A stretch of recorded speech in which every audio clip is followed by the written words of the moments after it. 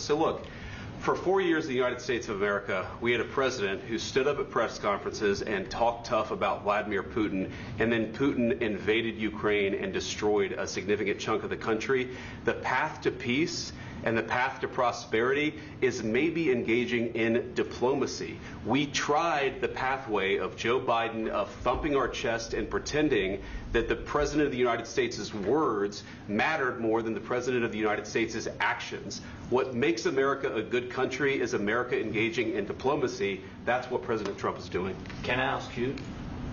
Sure. Yeah? Yeah. Okay.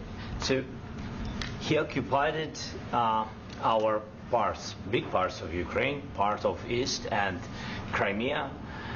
So he occupied it on 2014. So during a lot of years, so I'm not speaking about just Biden, but those time was Obama, then President Obama, then President Trump, then President Biden, now President Trump, and God bless, now President Trump will stop him. But during 2014, nobody stopped him. He just occupied and took.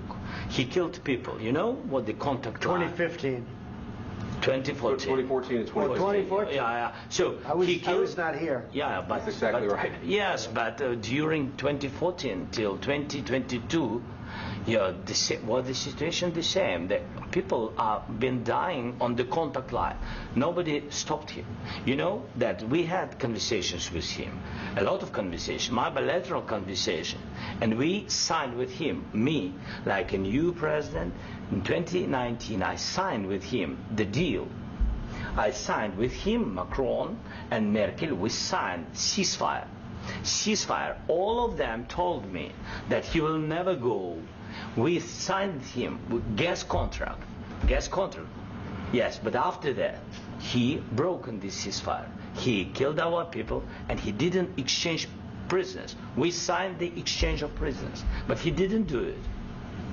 What kind of diplomacy, JD, you are speaking about? What do you mean? I'm talking about the kind of diplomacy that's going to end the destruction of your country. Yes, but if you Mr. President, with respect, I think it's disrespectful for you to come into the Oval Office and try to litigate this in front of the American media. Right now, you guys are going around and forcing conscripts to the front lines because you have manpower problems. You should be thanking the President for trying to bring an end to this conflict. Have you ever been to Ukraine that you say what problems we have?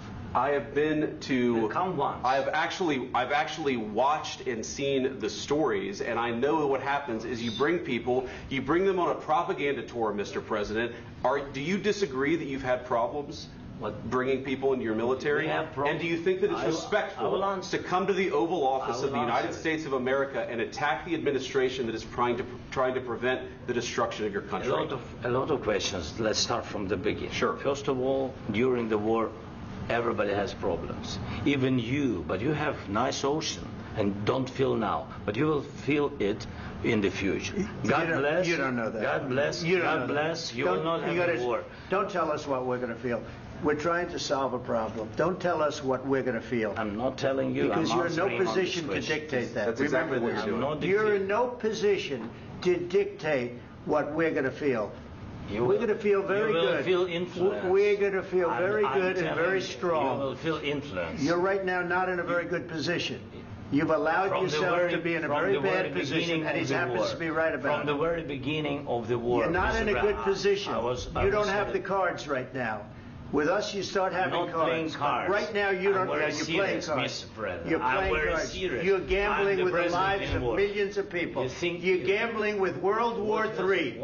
You're gambling with World War III.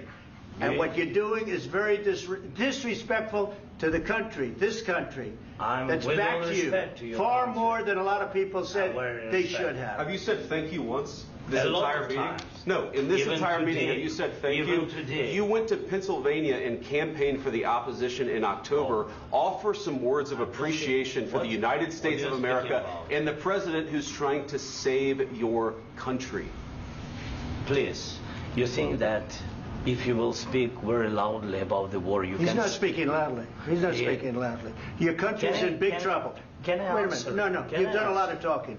Your country is in big trouble. I know. You're not winning. You're not winning this. You have a damn good chance of coming out okay because of us. Mr. President, We are staying in our country, staying strong from the very beginning of the war. We've been alone, and we are thankful. I said thanks you haven't in been this alone. cabinet, you and haven't not been only alone. in this cabinet. We gave you, through this stupid president, $350 billion. You voted we gave for you your military equipment, and you men are brave, but they had to use our military. What about if you didn't have our military equipment, if you didn't have our military equipment, this war would have been over in 2 weeks. In 3 days. I heard it from Putin. In 3 days. This is something maybe new. Less. In 2 weeks. Of course, yes. It's going to be a very hard thing to do business like this. Again, I tell you. just say thank you. I said a lot of times to American people. Accept that there are disagreements, and let's go litigate those disagreements rather than trying to fight it out in the American media when you're wrong. We know that you're wrong. But you see, I think it's good for the American people to see what's going on. I understand, sir. I think it's very important. That's why I kept this going so long. You have to be thankful. You don't have the cards. You're buried there. Your people are dying. You're running low on soldiers. Listen, you're running low on soldiers. It would be a damn good thing. And then you tell us, I don't want a ceasefire. I don't want a ceasefire. I want to go, and I want this. Look. If you could get a ceasefire right now, I tell you, you'd take it so the bullets stop flying and your men stop getting killed. Of course, we want to stop the war. But you're saying you don't want a ceasefire. But I said to you, I want a ceasefire. With guarantees. Because you'll get a ceasefire faster than an agreement. Ask our people about ceasefire, what they think. That wasn't with me. For you what, that wasn't with me.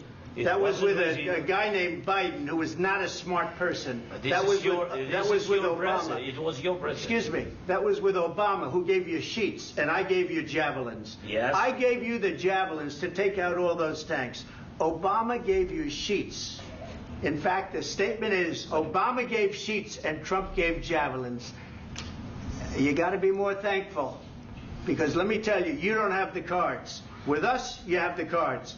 But without us, you don't have any cards. One more question to Mr. Vice President. I'm sorry. It's going to be a tough deal to make because the attitudes have to change.